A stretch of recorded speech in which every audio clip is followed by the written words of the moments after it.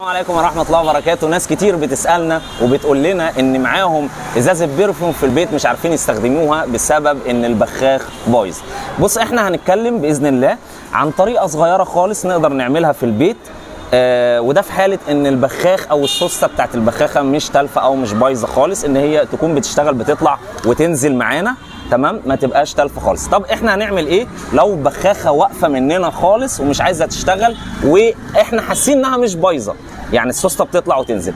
ساعات مع مرور الوقت مع البخ بيكون التجويف اللي جوه عايز ياخد هواء، السائل بيطلع ولكن ما بيخشش مكانه هواء. فالازايز اللي هي او الاوتومايزر اللي بيتفتح الووز وبيتقفل الووز ده هنفتحه، هي هتاخد هواء في التجويف بتاعها، وفي نفس الوقت هننقل الخرطوم بتاعها من هنا نحطه الناحيه الثانيه كده ونقفل تمام، ونشيل الكبسوله دي ونعمل الحركه دي كده اهي،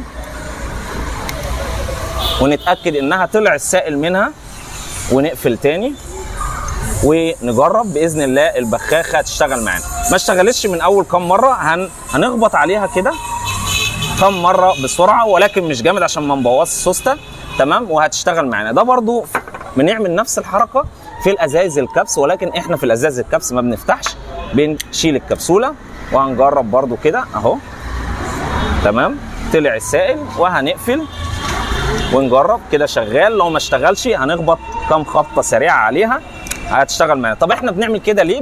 لسببين.